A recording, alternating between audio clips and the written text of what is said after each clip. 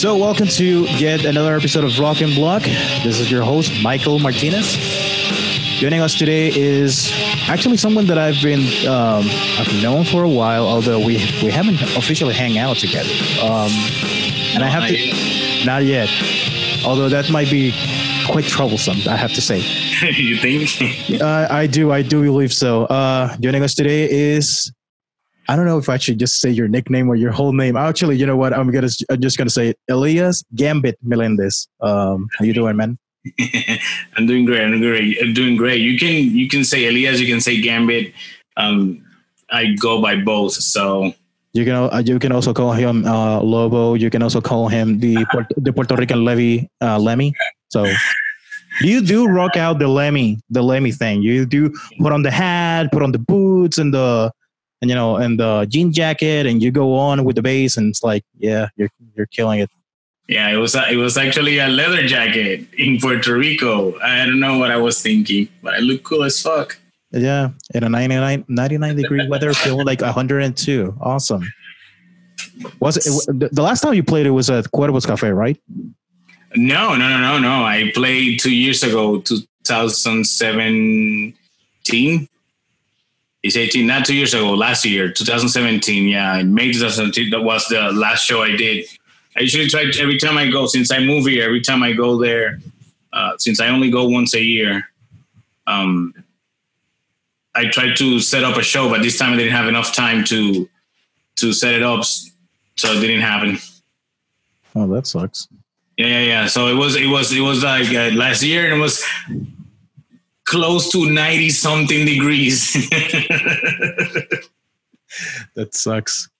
Well, I kind of know how that feels, because every single time I gotta go to New York, I have to go well dressed up and with a jacket and such. And I take the train and all the way to Manhattan to Fulton. And as soon as I get out of the train, it's like, what the fuck was I thinking? It's killing me. Yeah. I do the same thing every time. Every time I'm going to travel, I put my best jacket, my best jean. I fancy myself up, and when I get there, I'm dying. It's like, why do I do this to myself? What you actually do is you are a lot of things all compact into one awesome being. Thank you. All right, so I am officially a tattoo artist. That's my career. But I also publish my own comic books. I host panels for conventions, and I'm also a musician and entertainer, and that's it. That's about it. You are very active here in Puerto Rico with the whole Comic-Con before it actually exploded, and those guys were actually doing a very cool job. But you kind of like set the trend on how to actually portray it about the comic books and talk about the comic book or the DC universe, the Marvel universe and such. Early in 2012, 2013, you had your own show with a couple of other friends, right?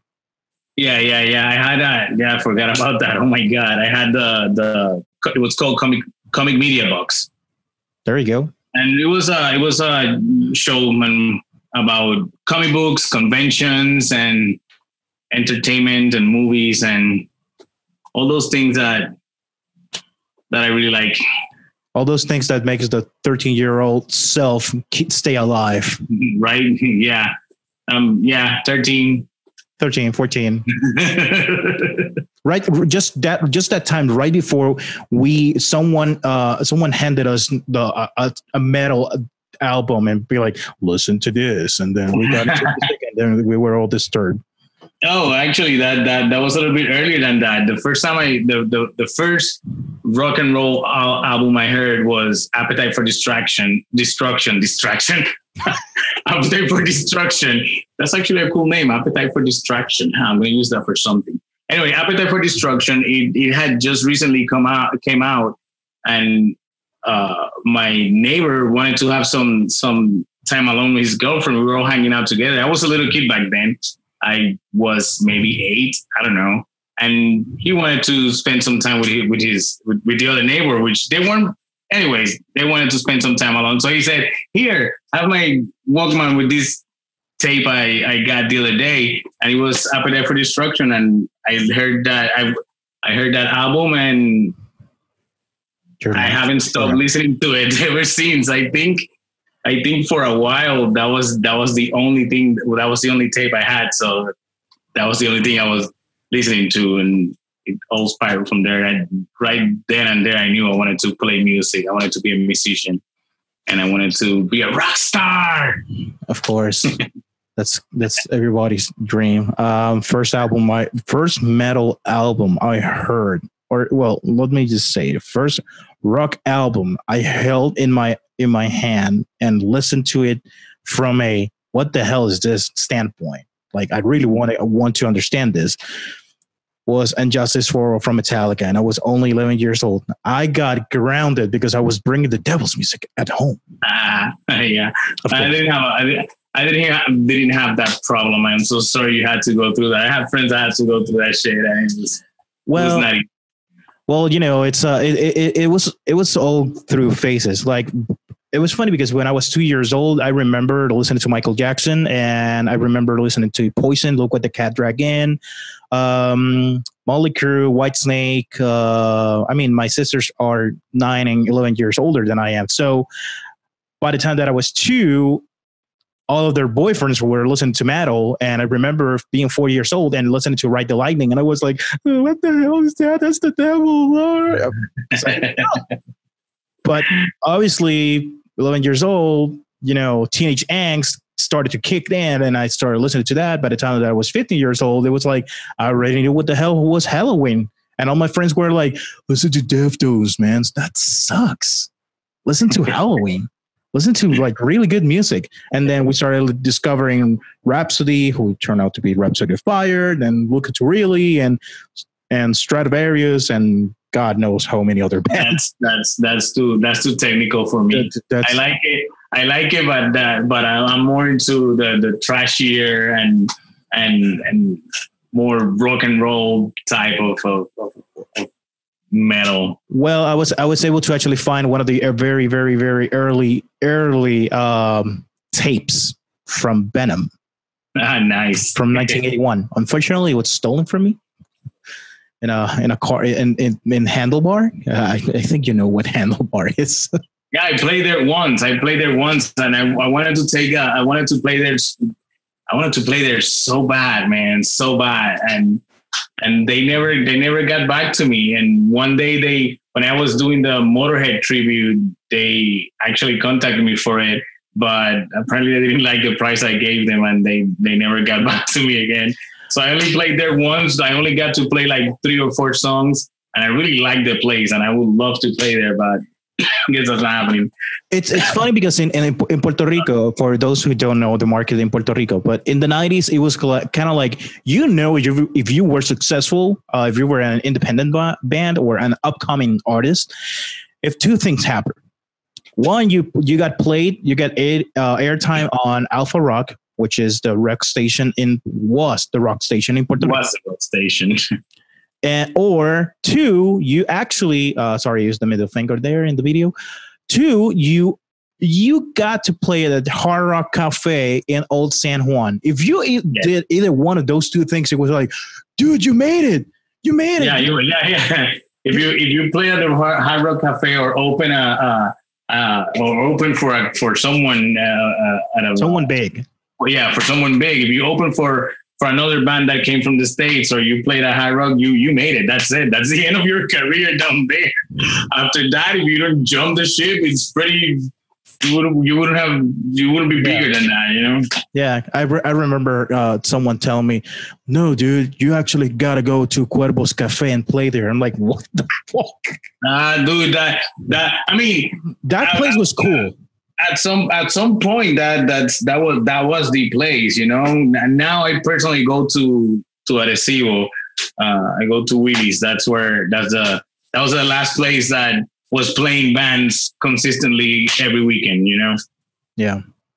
So obviously you have the the the independent music artist thing down here in Puerto Rico. In the States, you basically have focused yourself on two things, or three things, which are obviously your tattoo career, which is your I'm gonna call it day job, or though I think that would be kind of an insult. But no. It's still a job. It's a fun job, but it's still a job. You know, it's my job. It's my career. Yeah, I'm a full-time tattoo artist. You actually have one contest, because I do. By the way, people, if you want, I encourage you to go to Facebook and search for Gambit's Inc., which is Elias's official page. Yeah, and gambitsinc.com is my website. It needs to be updated. I haven't updated it in about 6 months, so I suck. But don't worry, my webpage is 3 weeks old, and I think I sucked. So, and this podcast is being recorded today, Sunday, the 28th of October, 2018. So, all right. All right. So, and you've also been working on your own comic books. The Argument was the last one, which I bought, and I got really into it, and then all of a sudden I was like, so The Argument was about this? Really? Yeah. It's hilarious. And people, even my mom liked it. She was like, I think this is so simple. This is like Kiss. I'm like, wow, Mom, this is the first time you actually used Kiss in a sentence. This is awesome. Yeah, that's the most recent one, the Argument. Before that one, the one that I published before that one was a sketchbook. It was called Sketches and Nightmares. And before that, my first published one was Unos 30 Tiros. That's the first one. Yeah, I got that one. Yeah. But so far, I've published 3 books, 3 comic books, aside from the tattooing every day. That's about it right now.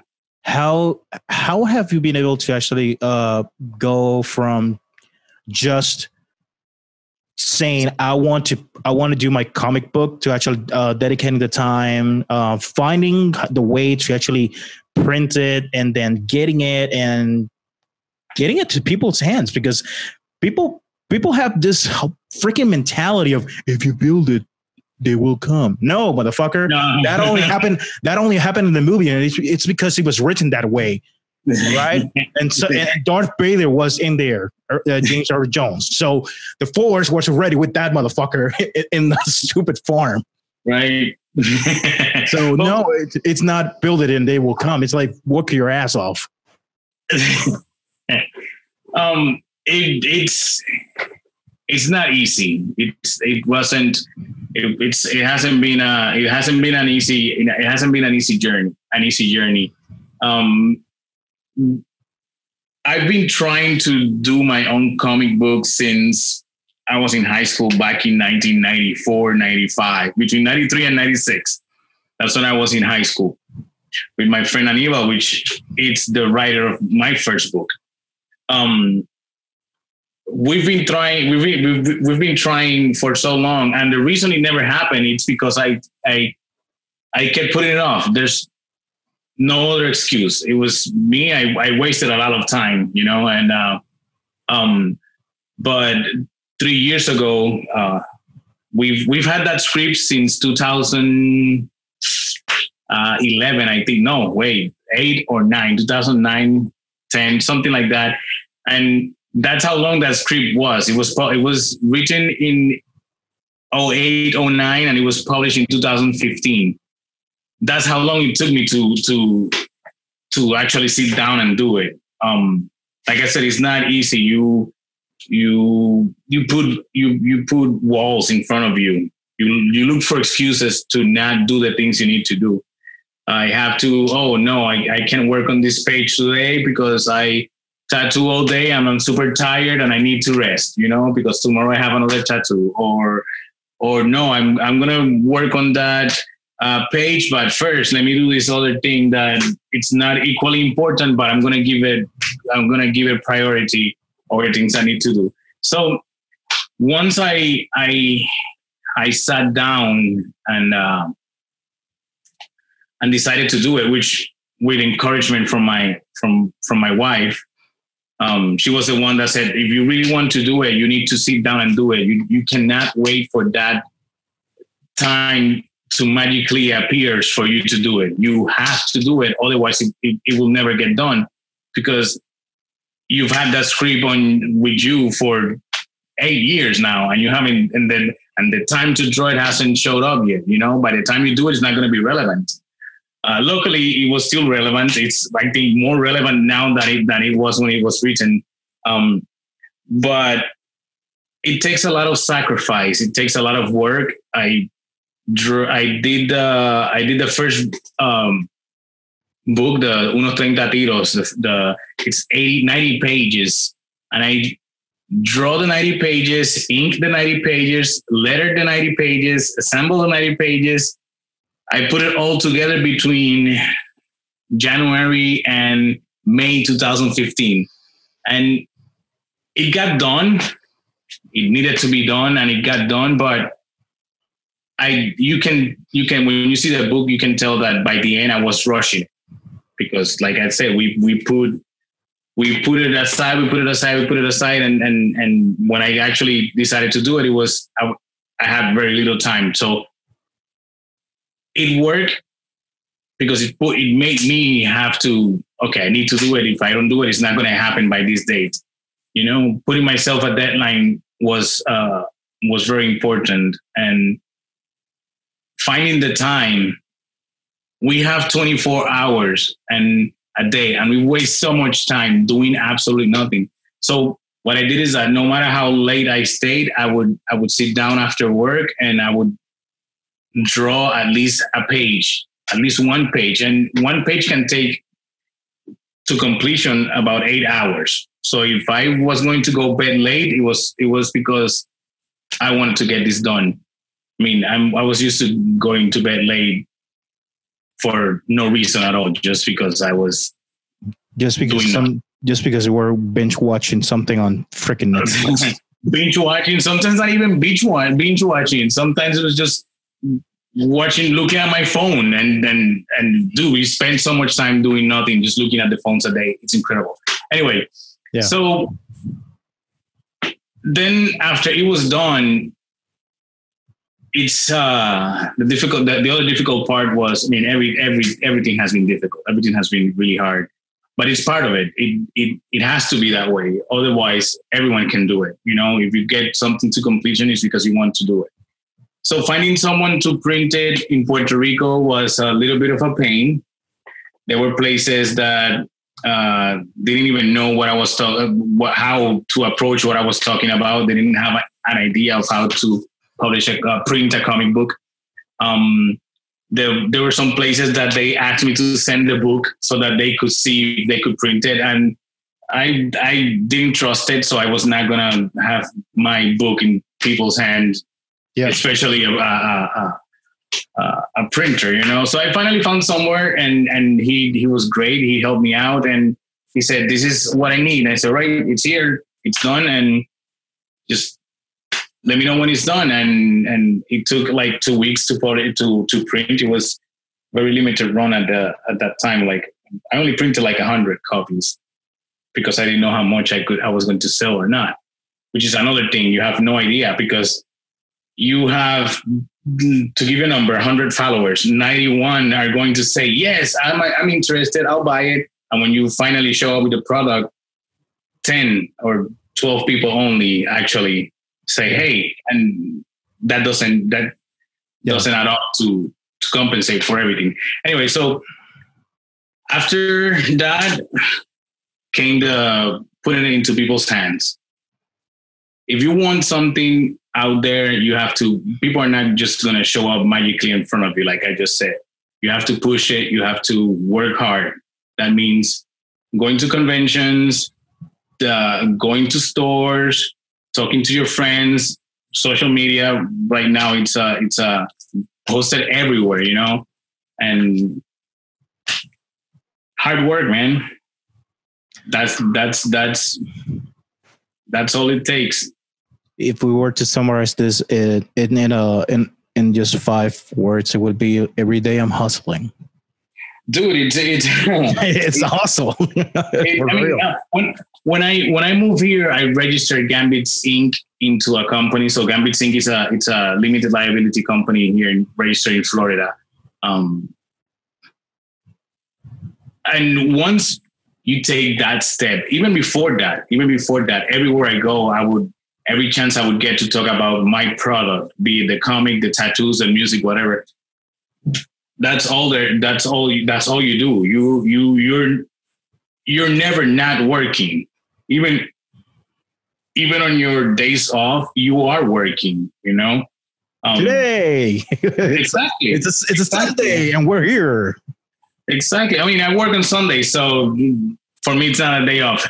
But right now, I would be sitting down probably watching a movie today because it's the only day that I allow myself to not do anything if I don't have to, Well, yeah, we need one day a week to just be like, today I'm not doing anything for the love of. The problem with that is when you let that take over another 2 or 3 days a week, suddenly you're not doing anything. Well, this is a good moment to actually mention that this one of my last posts on the blog.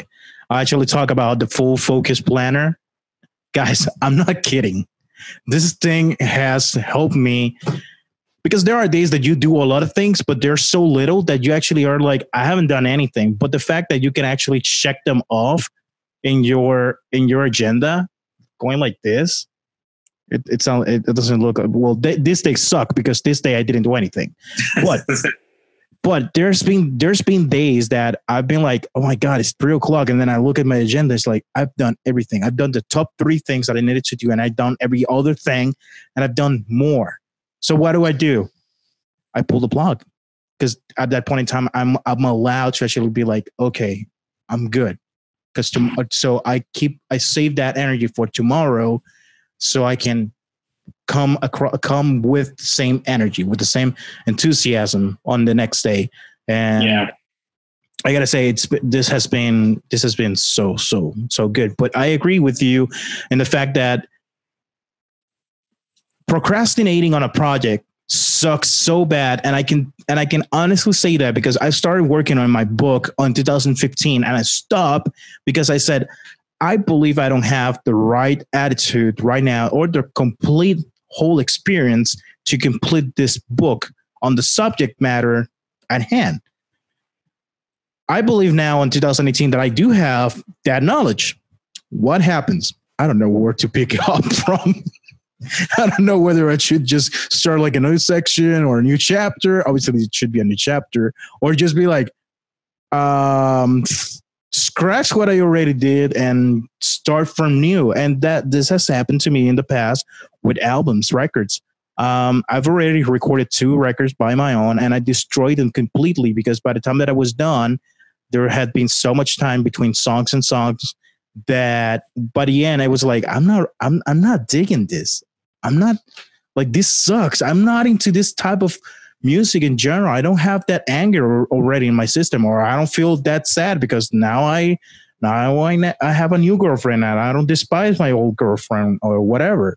So, mentality and timing and mentality have such an influence in art and the way that you want to present your art, the way that you want to present this project and you want to work on it. And sometimes people forget things like that. So procrastination is not only that you're delaying the release of your project or your dream, it's actually hurts when you start and stop. Yeah. Because you're like, how the hell do I pick this from? Your mindset changes. The problem with that, and this is something, this is before I actually published my first book. I was hosting Scott Snyder's panel. He was writing Batman at the time, and I was hosting this panel, and we were talking about motivation and how to overcome writer's block. And one of the things he said is that you can't wait until inspiration comes and hits you, because your customer doesn't care how inspired you are. The customer asks for a product and you have to deliver. So if you you have a deadline and you have to write 25 pages. You have to force yourself to write those 25 pages. And even if you don't like what you're writing, you have to keep writing and you have to continue, because while you're doing that, you're starting to put those grinds to work. And a couple pages in, you go, oh, wait, something came up, and you can either incorporate it into what you're already writing, or you put that in pause and this is what I'm going to write. And you write it. I mean, I don't advise jumping from project to project because you're never going to finish anything, but you have to force yourself to do it. Like I sometimes wake up and I'm like, oh man, it's my day off. I just want to stay home today and not have to go to my studio. I go to the tattoo studio every day, and then I have my art studio, which is just crossing the street from the other studio. But when I'm not in the tattoo studio, I'm in my studio. And sometimes I sit down and I go through pages and pages of sketches before I get to something that I like, or before I actually feel energized enough to tackle the main project that I'm working on. Like I have a script for 2 years now. It's a time travel script, and I like the script, and I love it. And I only have like 5 pages to draw. Right? In the meantime, I actually got to publish the argument, which is a little bit. It's a shorter story. I got intimidated by the other one because it's gonna end up being 100-something pages, and that stopped me. So what I did is that I went to my studio and just started drawing. I can't draw those pages. Then I'm gonna draw something that I'm gonna put my time into drawing something until I find what I'm looking for. And that's how the argument came about. It was actually inspired on a real life argument with the writer of the other book with Aníbal. But I'm not gonna spoil that. But you have to sit down, and if you have to draw, you just draw. And in one of those sketches, maybe not today, but tomorrow, one of those sketches is gonna help you. It's gonna help you, or it's gonna. Oh, this is an idea that I can use, And you create things and you leave it there for later, because later you're gonna need them. Well, I'm my own worst critic because I tend to be a very heavy perfectionist. So one of the advantages that I do have is that I play guitar.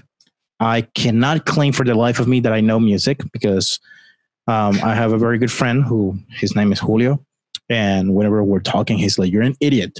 That's not it. A doesn't go there. That's actually a G sharp. It's not A or whatever. I'm like, man, you're killing me. Whatever. Oh. It's okay. I know how to make noise with my instruments. Yeah.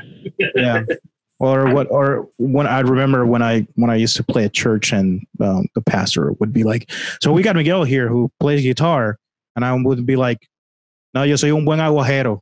I just hold the guitar. That's all I do. Yeah, I just pretend. I just pretend really cool. And so, anyways, but for the theme song of Rock and Block, I kept going on knowing different things and trying different things out. And I remember it was about 2 weeks ago. My nephew was here. I was like, okay, so you're gonna learn to be a recording engineer, because that's what I went to Florida to study.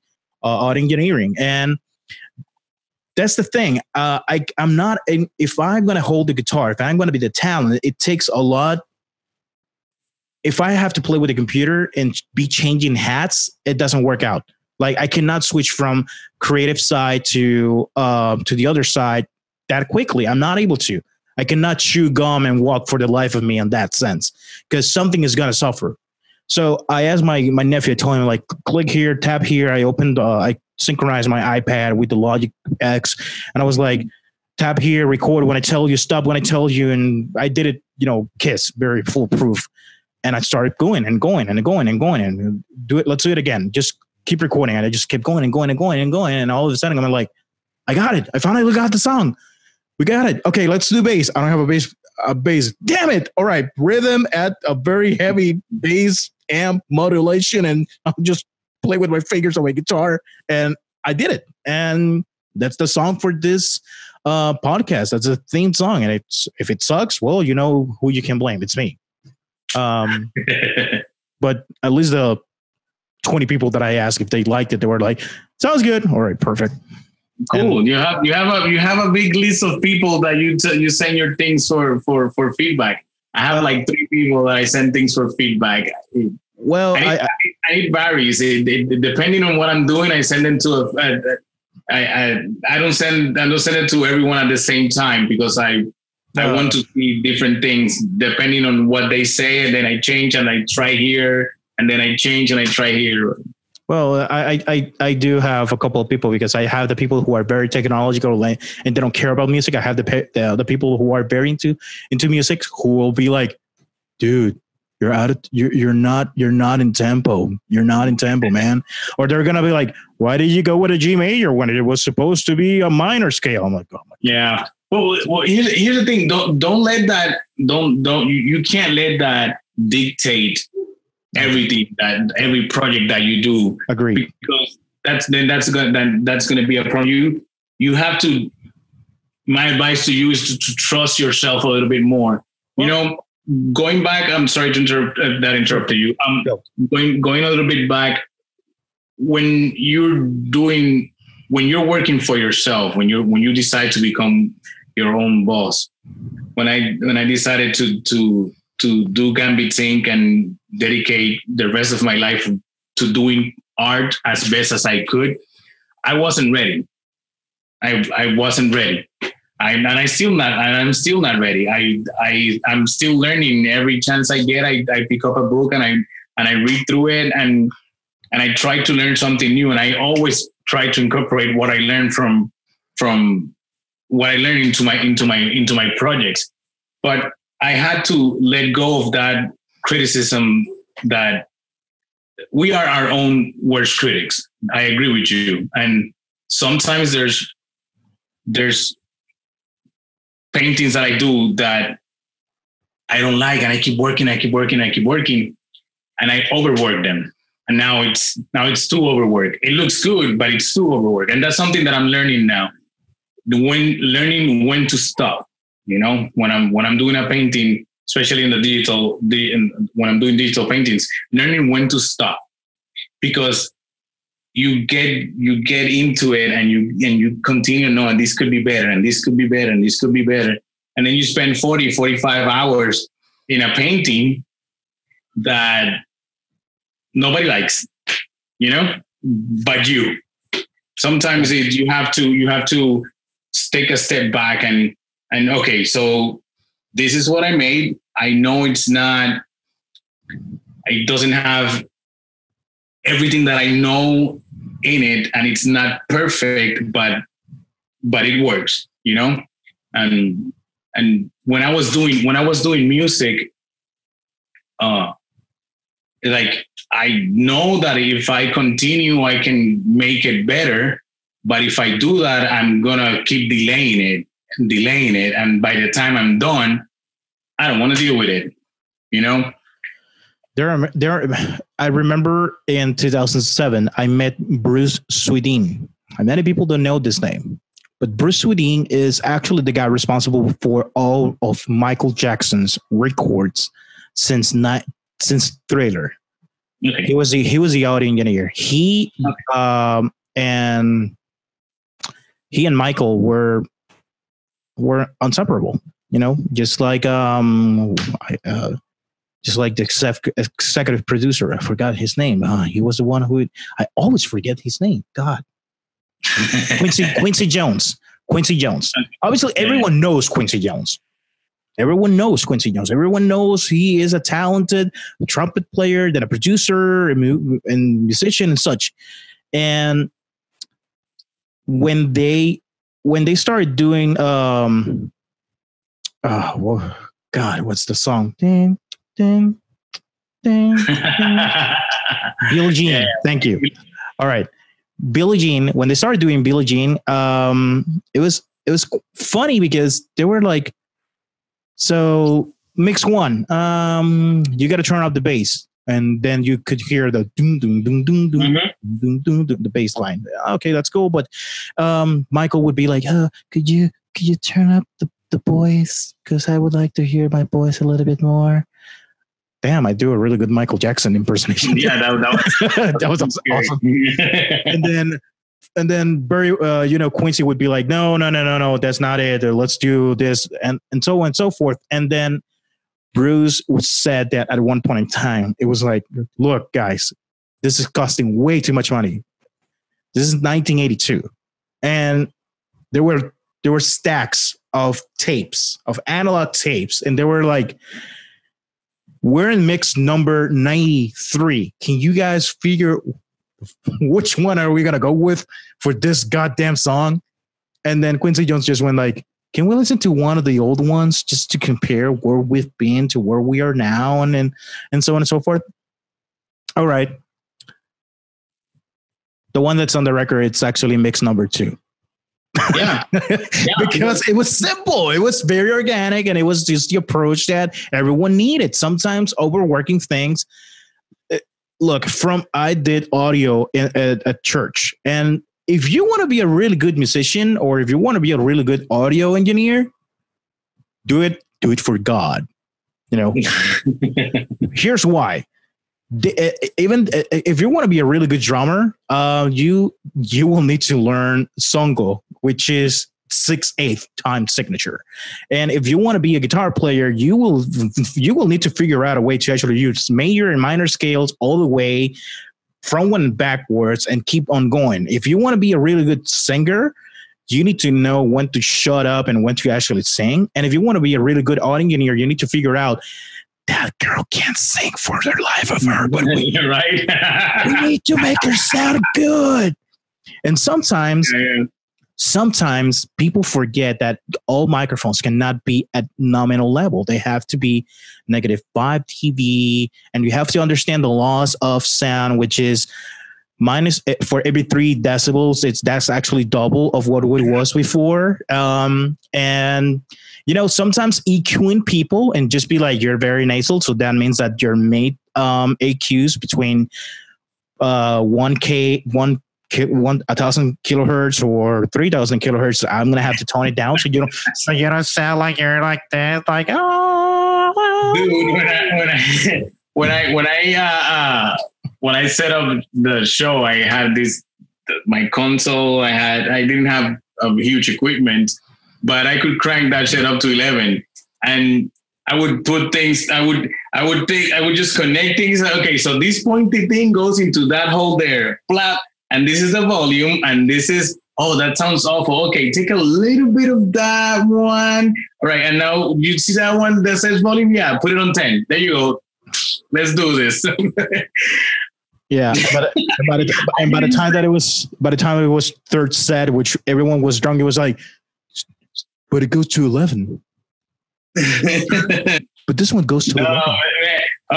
We were actually, like, by the time we get to set number 3, it was usually more like, man, you guys are super loud. Could you dial it down a notch a little bit? It's like, no.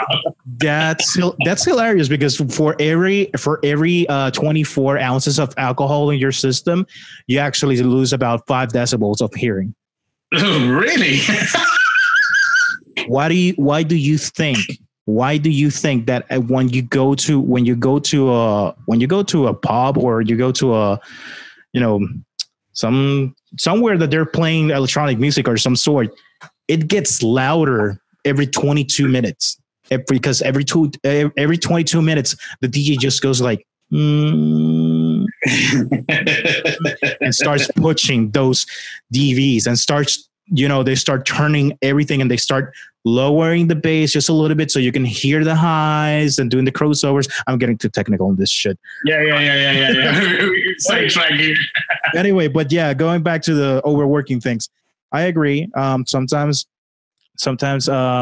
just keeping things simple. A kiss, as I like to say. the simpler they are, the more gratifying it can be, because you're like, I just did this out of passion in a quick moment, and then you start building confidence. It's just like building something with a Lego. You can start with something that just costs you the little Legos that they sell at the cash registers, which are like $5, and you build those things and just start building a whole bunch of those things, and you start getting into it. So you start going into more and more. Just like buying comic books. You never think about buying comic books from, I'm going to buy the whole saga. You just go like, let me see what this is all about. And you start going for one, just like what happened to me, thanks to you, with the whole dark universe or Dark Knights with Batman. I just started going with one, and then with a second one, and then I don't live in New York, and the guys from Midtown Comics, shout out to them. By the way, this podcast is not being sponsored by any other company other than Michael Media. But the guys at Midtown Comics by Fulton Street in New York, in Manhattan, they were like, dude, I haven't seen you in a while. Well, I just come every like 2 months. Why? Don't you live in New York? No, I live in Puerto Rico. Then what the hell are you doing buying comic books here? I'm like, well, I'm in town, so I'm just gonna buy this one. Yeah, I hate you. Yeah. Dude, I was able in just three trips that I took to New York, I was able to actually, you know how they have the rewards that for every $100 they give you something. I was able to. I didn't know that because it was oh my god, that right there tells you how much I know about that place. Anyway, but yeah, you start going with little blocks, and then you build your whole thing. So yeah. That's how everyone with an entrepreneurial mind should start taking things into consideration. Well, we've been going a little bit too much into this. Now, question, since we started mentioning comic books, entertainment, what are your thoughts about the upcoming superhero movies? I'm actually excited for Aquaman, and I've never liked Aquaman before in my life. I mean, I think nobody liked Aquaman. I mean, there's of course let me not say that Aquaman did had a fan base. I have a very good friend that he's always like Aquaman no matter what. I started enjoying it a little bit more. I actually started enjoying the character when the New 52 came out. The Aquaman title was actually by Jeff Jones was actually super good. So I like it. But now that it's Jason Momoa playing him, of course everyone's gonna like him. You know, have you seen that dude? Well, here's the funny part. You actually met Jason Momoa, and he bought your work, right? Yeah. No, actually, no. I can't say that he bought it. I actually gave it to him. I forgot his name when I was signing the thing. Yeah, he liked one of my prints. He stopped by the table and he liked one of my prints, and I signed it and I gave it to him, and he shook my hand, and I haven't washed the hands ever since. It has worms, I think. That reminds me of the Simpsons. I did wash my hands. That reminds me of The Simpsons in Tele 11, which wow. It has. So yeah, I'm actually pretty excited about that movie. I really want to see it. I was a little bit skeptical, because I'm not going to lie to you. When they cast him as Aquaman, I was like, come on, man. He could have done something. I think he would have done a great Lobo instead of Aquaman, honestly. But since I agree with you. Yeah, but he's doing Aquaman, I might as well enjoy it instead of like, I don't like it. He doesn't look like Aquaman, so fuck it, vete. Just see it. And the trailer that they released, that 5-minute long trailer, it's like ridiculous. And the director says, I promise you haven't even scratched the surface on the movie with that 5-minute trailer. I mean, it's only 5 minutes, but come on, it was a lot of footage in that trailer. And actually, now I want to see it even more. Like I'm there day one. Well, that's I got to tell you, you and I have had these conversations on Facebook, and you're like, I wouldn't use the word hate because it's a strong word, but I'm like, I hate. I just don't like using that word, honestly. Yeah. Well, I despise Ben Affleck. I gotta say, but in all fairness, he did an amazing job as Batman in Dawn of Justice because I was able to actually see the Batman that I've been playing in the Arkham trilogy, which is it was very different from the Batman of Christopher Nolan, because Christopher Nolan's Batman, nothing against Christian Bale, but for God's sake, the voice was horrible. And all of the fights were just with elbows. It was always elbows. That was it. Elbows and knees. No, it actually makes sense because at first I noticed that, and when I did a little bit of research on it, and I mean, a little bit of research was maybe watching a couple the special features and maybe reading an article or two online. It's not like I went and did a vast amount of research, but it made sense the way they did it. And I honestly didn't mind.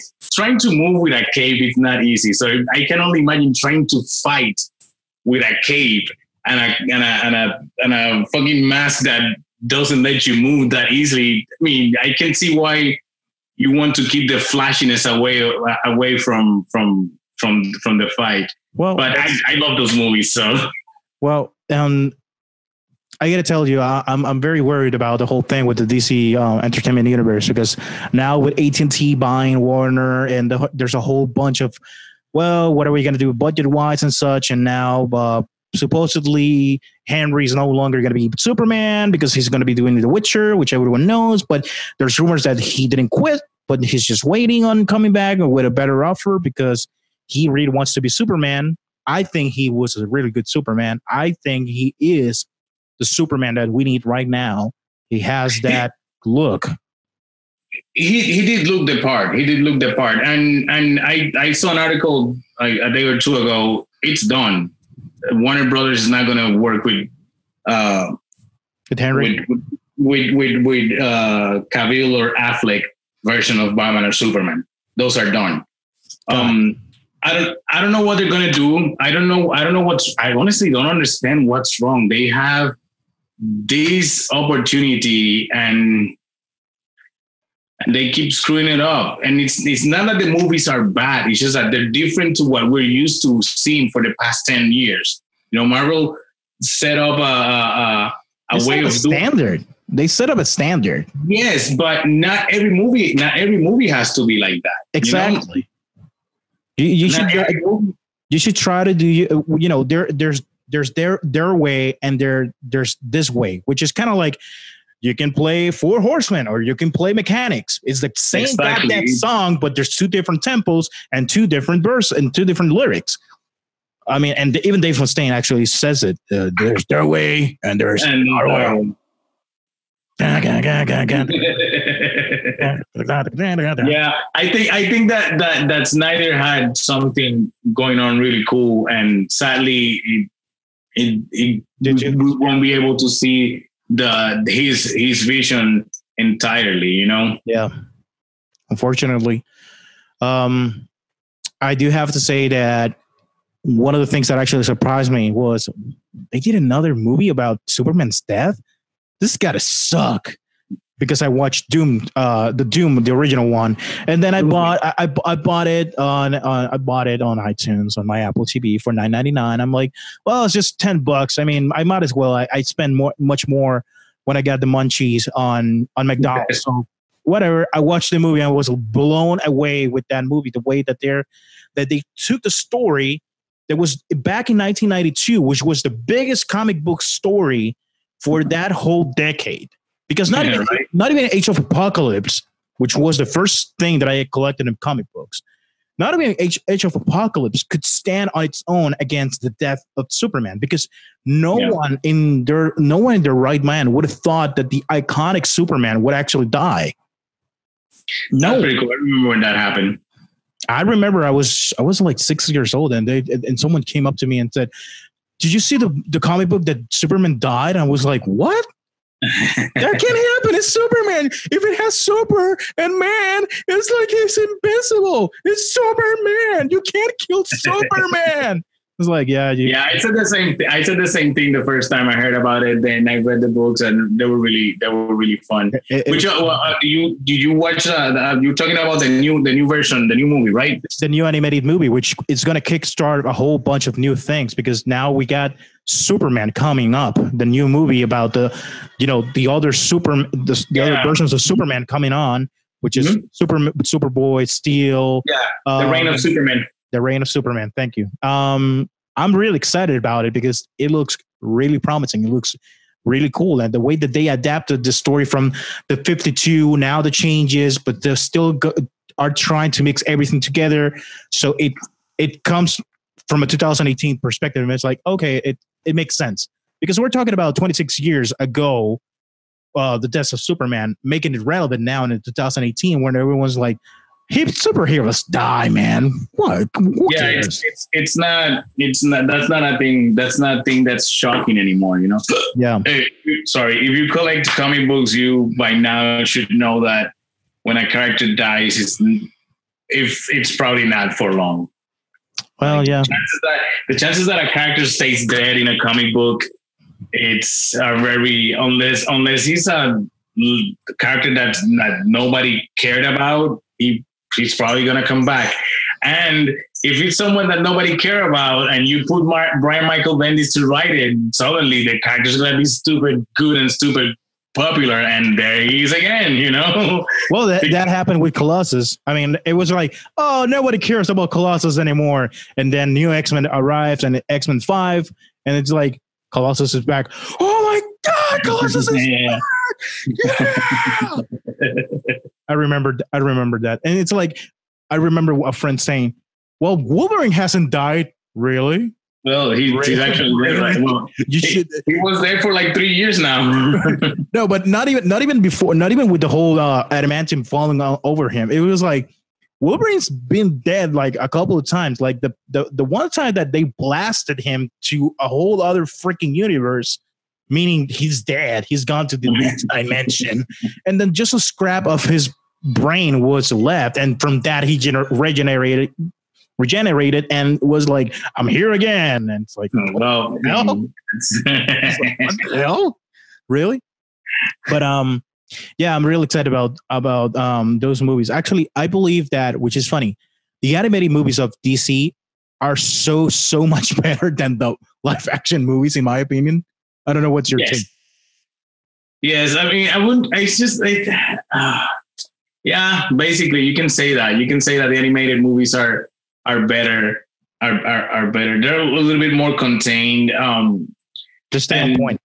And they try to stay more faithful to the comic books, which is pretty cool. But at the same time, at first, and here's this is something that I changed the way I think about it. Is that at first I will get angry about when a movie wasn't it doesn't even have this from the book, and then I'm like, no, wait, the book was really cool, but I learned to appreciate someone else's version. It's not that different from when someone says, hey, I want you to make a drawing of Superman for me.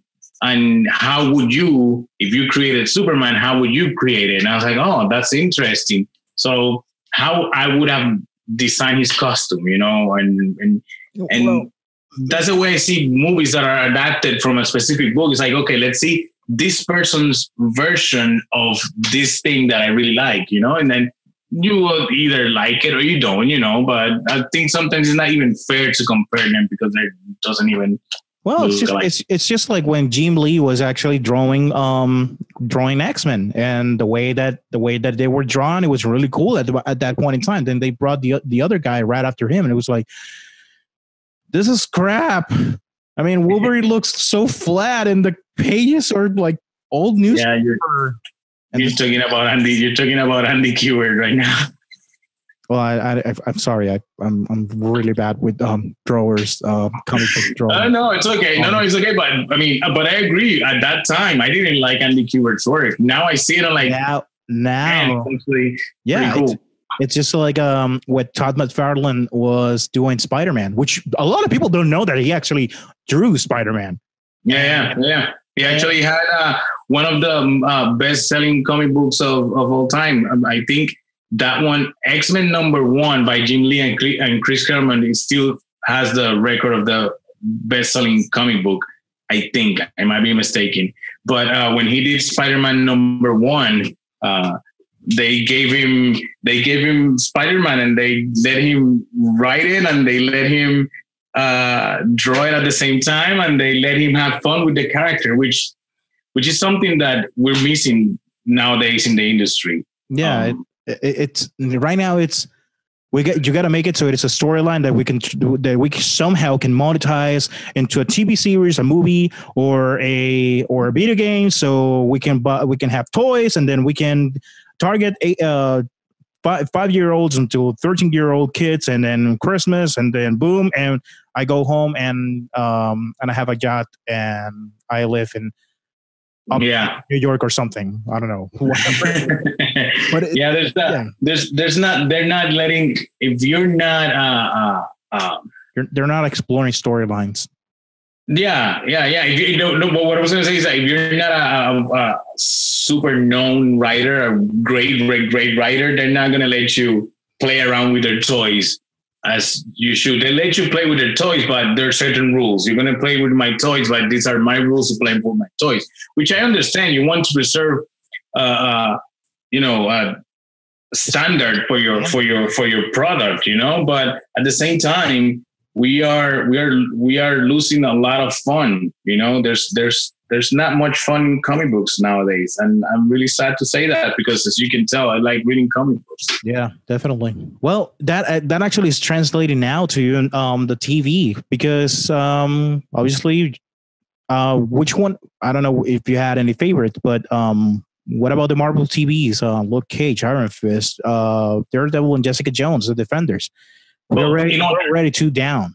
In order: Daredevil, Jessica Jones, Luke Cage, Defenders, Iron Fist. That would be the order of how much I like them. Iron Fist, we forgot the Punisher. I'm sorry. And the Punisher. Well, Punisher is right there in between Jessica Jones and Daredevil. Thank you. Iron Fist was a very weak series. It was rushed, and that's what I was going to get into a minute ago, is that now things they just want to do it, get it out, do it, get it out, do it, get it out, and some things they're not sometimes not even planning it right. They're just rushing through things to get it out as fast as possible to monetize on it, and I get it, but at the same time, there's no fun, and that's a series that could have been 10 times better. Luke Cage, and really that one actually hurt. To me, it actually hurt that they canceled it. Season 2 was way better than the first one. And agreed. And I think I've never seen a movie or watched a series where, or maybe I have, but anyways, I think the use of a soundtrack, Luke Cage Season 2 has the best use of a soundtrack to help move the plot. Yep, agreed. Like every song that was in every scene was carefully chosen because it somehow related, helped or helped the scene that was going on. It actually was a setup. It helped you move the plot, the mood, and for the plot for the next scene, or what was going on. And even my wife noticed it, and she's never, I've never owned a Luke Cage comic book. I've never owned one, and she's not a comic book reader. And even she was saying, "Oh my God, this actually makes sense." I knew what I was expecting, or it would actually kind of pivot you up to something else, and then the story would surprise you, which was great. That's where the fun part comes in, that's right. What I'm saying. I'm pretty sure that when they were the directors and the people that are in charge of making the show happen, when they were doing that, they were having the time of their life, choosing the songs that they wanted, and putting it all together. And it's sad. That one, I'm actually sad that it got canceled. I'm actually not going to be surprised if they cancel Jessica Jones, because I've met the guy. I've met one of the guys that actually used to work for Marvel TV, and we were talking about the whole experience. And he said Jessica Jones was. It didn't matter what other series was doing. Jessica Jones actually stayed at number one, even though Daredevil season 2 was really big because of the introduction of the Punisher. Jessica Jones had stayed at number one in success. Now, when the Punisher, the series, its own season came out, knocked down Jessica Jones, and I'm like, okay, well, Jessica Jones season 2 is gonna be awesome. It sucked so bad, so bad. It was weak. It was weak. It was where it was. I mean, I sometimes understand when you want to do origin stories, but don't base a whole season on your origin story. I mean, it kind of sucks. You can do a 1/3, and that would have been, or a 1/4, just 3 episodes, not all of them together, just spread it out. But I mean, it would have made so much more sense in that case. I agree with Iron Fist. I think Captain America, First Avenger, Iron Fist, and Justice League have something in common. They rushed them just to actually set up the stage for something else. Because Captain America, First Avenger, it was obviously rushed so they could finally do Avengers. Iron Fist first season, they just rushed it so they could do the Defenders.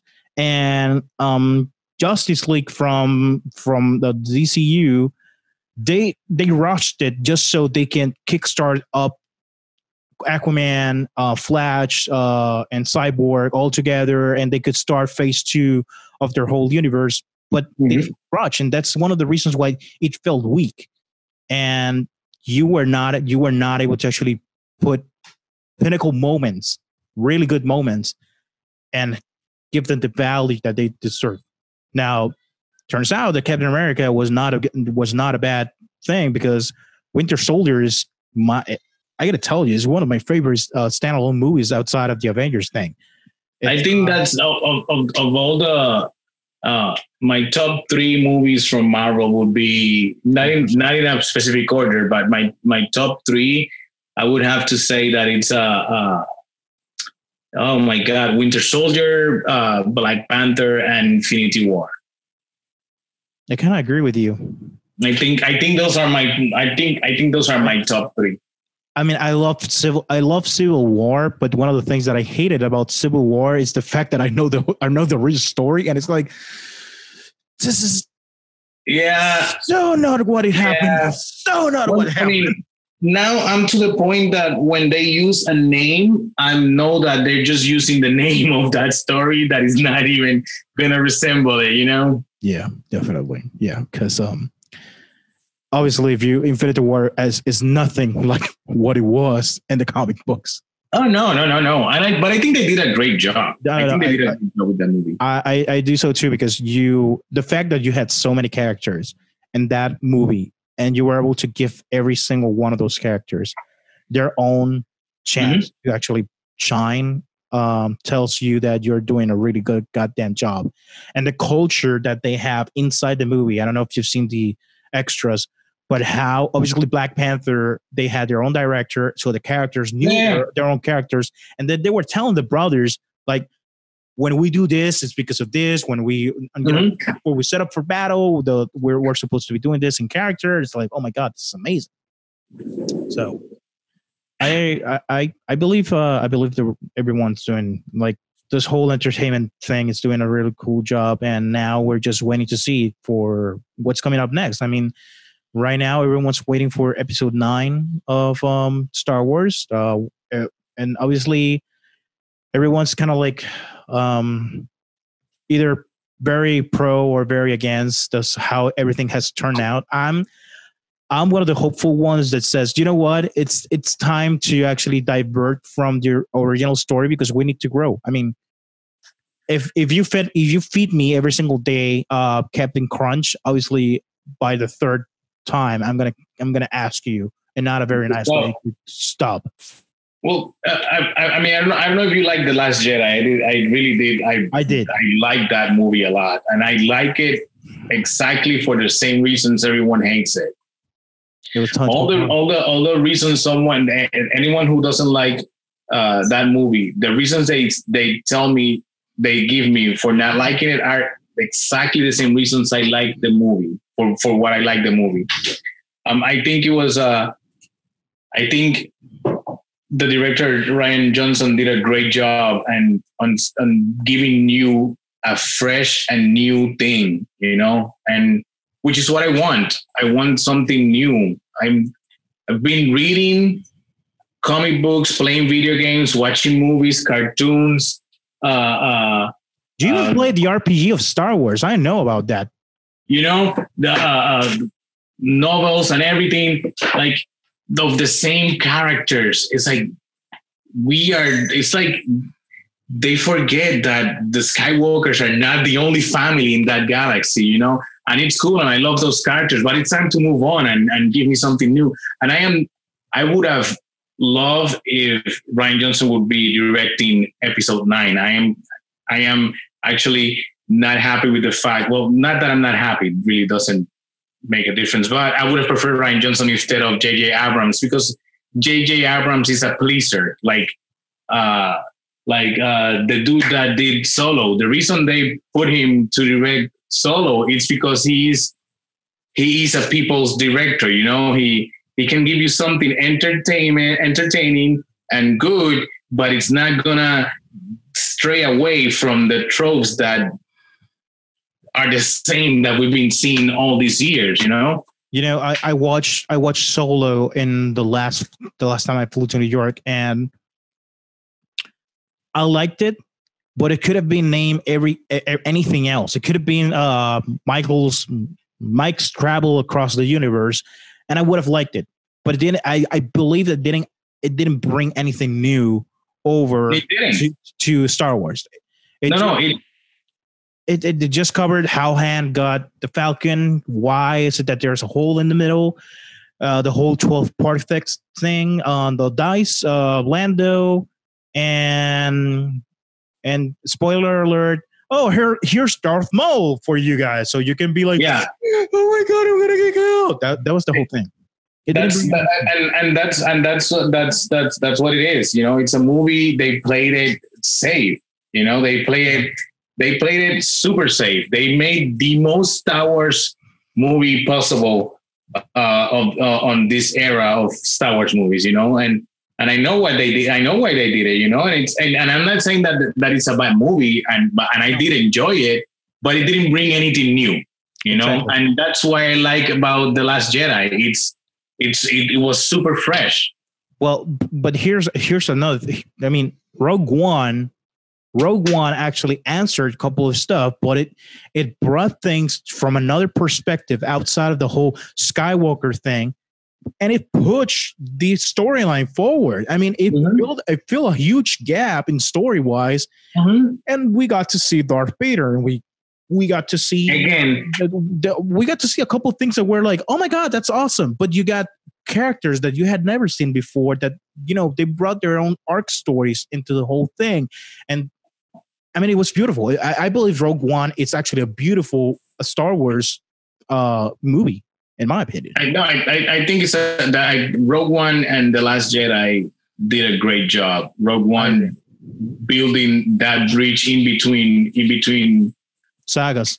In between sagas, you know, they did a good job with that. They give you something new, but it stayed in the same. Again, it stayed in the same, and they did play it safe in some areas with that movie, and they did please the fan base. That's why you see Darth Vader at the end, you know. I mean, it makes sense. Like, you could have finished that story without showing Darth Vader, but because let's be honest, that's, I think, the second best thing about the whole movie, that Darth Vader's there, you know. Thank you. Well, and I love the movie, but they just sometimes try to play it too safe. I agree. Talking about playing safe. Actually, I'm not gonna go there. that was gonna be weird. All right. Well, you're gonna have to text me what was it that you were gonna ask me. Well, yeah, later on. Yeah. All right. So what are the new things that you're going to be doing? Because obviously you mentioned you have hosted or not hosted, moderated conferences at Comic Cons, it's like every single time I open Facebook, it's like, I'm going to Dragon Con, I'm going to Comic Con, I'm going to Con, but I'm going to Getting Con You Con or something con. And I'm like, what the hell is this? You're like nonstop going to all these faces, and then you cosplay, and so does your wife, right? Yeah. She doesn't cosplay anymore. And I don't cosplay anymore. I'm only doing the Aquaman costume every once in a while because it's fun, you know. There's a lot of back history here, but I'm not gonna go into that.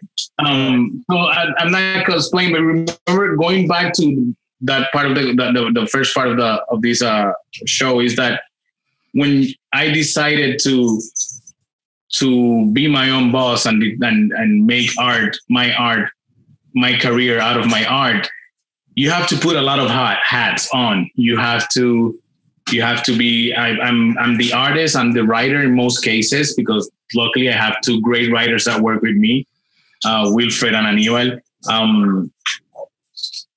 So you have to be the writer, you have to be the inker, you have to be the artist, you have to be the letterer, you have to be the cover artist, you have to be your own editor sometimes, you have to proofread yourself, which I do not recommend. I do not recommend that you proofread yourself, because that's great. But you have to be the salesman. You have to sell yourself. You know, you have to, that means, which is going to conventions to set up a table, going to convention just to walk around and talk to other artists and meet new people, interact, networking, you know, is not any different from any other career. You have to network. You have to shake hands here, shake hands there, you know. And to this day, I know a lot. I've met a lot of people in the comic book industry. I've met some very big names in the comic book industry. I've never asked any of them for a favor. You know, it's not about asking them for a favor, but you shake these hands, you meet these people, you have lunches, you have dinners, you have a few drinks, you interact with them, and they pay attention to what you do. Yeah. You know, and sometimes when you least expect it, you get that message. Hey, I saw what you're doing, and I think that this might be up your alley, you know, and you will get, and I've gotten work like that, not from the industry. Let me clarify that. Not from the industry. Not yet. Although my not gonna lie to you, my dream is to be published by one of the big three companies. And I say big three because Image is there right now. But I want to be either published by DC or Marvel or Image, even if it's just once, you know. And it's not about being huge or being amazing. It's just that I really want to, that's like a goal that I have set. But my main goal is still and will be keep publishing my own work, you know. Now, perfect it would be if my own work gets noticed enough to be published by one of the big companies. That'll be amazing. But if not, I'm happy with the fact that I can do it myself. And yes, visiting Dragon Con, visiting Comic Con, I did this year. It's the most I've done conventions. I only try to keep it to 1 or 2 conventions a year because they cost a lot of money. Even if you're just going to hang out for the weekend, even if you're not going to set up a table, just going to hang out at a convention, it costs a lot of money. So even though these conventions are fun and all that, it's part of what I have to do to get my book out there. You know, I didn't have a table at Dragon Con. Getting into Dragon Con is super difficult, but I do go and I help my friend Caleb or Chris, and I do coffee runs for them. And some people know who I am in the convention, although I still haven't had a table there, you know. And this past convention, I was walking around with my backpack. In my backpack, I have a few copies of my book, because few people ask me for my book, you know, and that's how you put the book in people's hand, you know. Right. That saying that if you build it, people will come, it's not true. You build it, but you have to let people know that you're there so that the people will come. And sometimes the way to let people know is to make noise or being there or when you get an invite, you go to that invite and you hang out with these people, you know, and one thing leads to another. So it's really hard work, and you have to do it, you know. Nobody's going to do it for you. You have to do it, whether you like it or not, you know. And there's amazing experiences, and there has been not so many amazing experiences too. You know, it's part of it, you know, but you cannot let that stop you. Well, I mean, it's right now everyone tells me like, what is it that you do? I'm like, I don't want to say that I do it all, but obviously if you've known me for a while, you know that I'm all about social media management, audio engineering, production, entertainment, and music. And that's my whole thing. I'm about to embark on a project that it's about education, and people are looking at me like are you crazy? Education? You've never, like, what? Well, it's a passion. I'm not gonna even call it a pet project. It's a passion that I have because I want to give the best education, and I believe you will understand where I'm coming from. I want to give the best education possible to my daughter. And right now in Puerto Rico, education, no matter what it is, whether it's public or private, it sucks. And the reason is simple. I mean, we are set in 80s mentality in education wise and protocols and such. And sometimes it doesn't matter if you're in private school and you want to pay a whole lot of money for your kids' education. Sometimes the school sucks, plain and simple. And then do I really want to move to the States? Do I really want to move to another country? Do I want to do it here? Do I want to do homeschooling? And I got to thinking, I'm like, there's areas of opportunities here, and there's a lot of things happening. So I created the Entrepreneurs, Marketers, and Masterminds Association project. That's a mouthful. Right. But I call it Emma Project because my daughter's name is Emma. Ah, nice.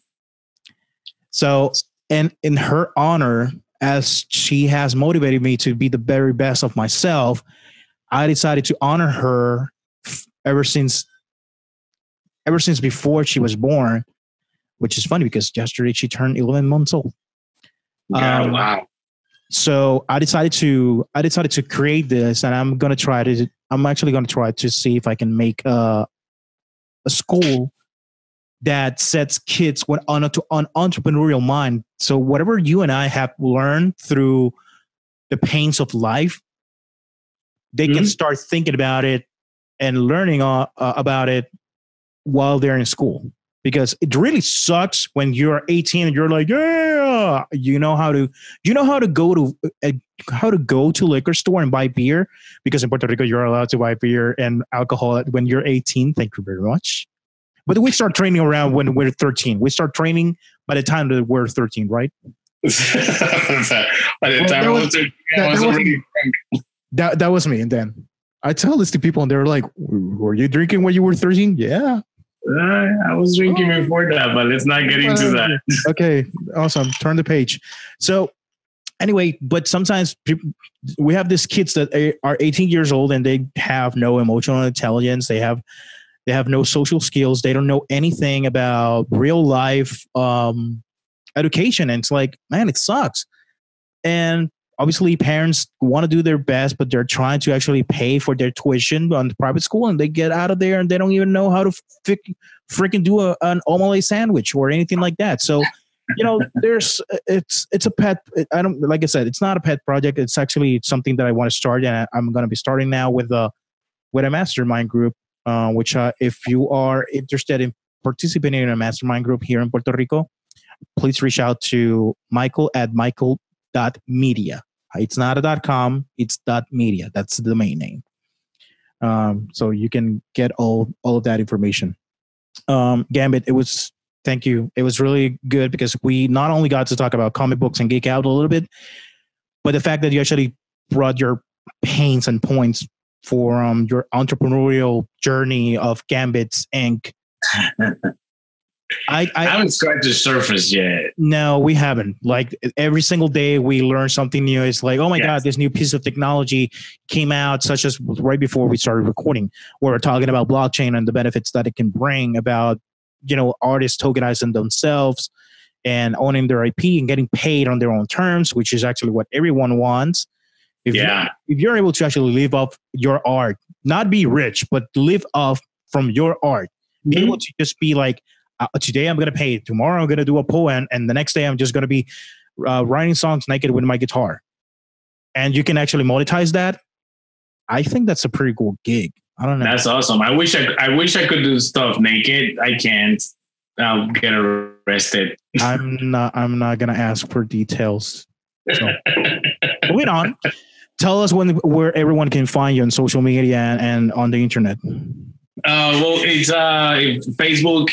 Facebook, Twitter, Instagram, Snapchat, YouPorn. I'm joking. No YouPorn. That the YouPorn part is not real.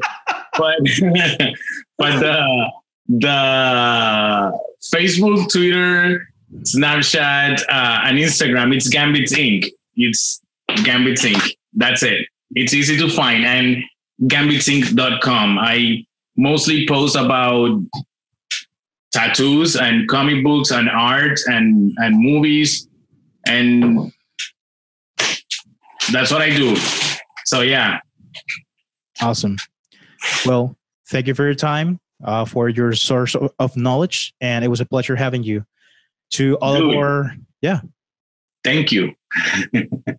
Dude, I like portraying who I believe in, and I love Unos 30 Tiros. I love the argument. I didn't know that you had that one in the middle. So I'm gonna later on. I'm gonna. The sketches and nightmares. I don't have copies available. But that one's just a sketchbook. A sketchbook. I sounded Italian. I sounded like a bad Italian. A sketchbook. Man, Dan, I am so sorry for my Italian friends. I'm not trying to make fun of you. I promise. I'm trying to make fun of Mario. Anyways, so it was just a sketchbook. So it's not a comic book. It's just a collection of sketches, drawings, and ideas that I never published before. I'm gonna tell you what, and this is gonna be public, and I'm gonna be held accountable by the community of people that already know me on the internet. Because believe it or not, I get people from all around the world that actually do know me. That's awesome. Yeah, I mean, if you're known in the internet, that's it. You made it. Not so many times. There's people that actually ask me for very weird stuff. So participating of very weird type of relationships. Anyway, remember, we're Puerto Rican. We're exotic somehow. Right. Yeah. So your next project, whether it's with Aníbal or Wilfredo, your next project, Michael Media would like to be a sponsor. Oh, awesome. Fuck yeah. So just let me know. Thank you. Just let me know, and I'm not gonna ask for a whole page. All I'm gonna ask is for you to actually be able to deliver your art. That's all I'm gonna ask. Thank you. I appreciate that. Thank you very much. And I'm for real. I know. All right. Well, everyone, thank you for tuning into this very geeking out episode. This has been Michael from Rock and Block. See you all in the block team. Have a good one. Adios.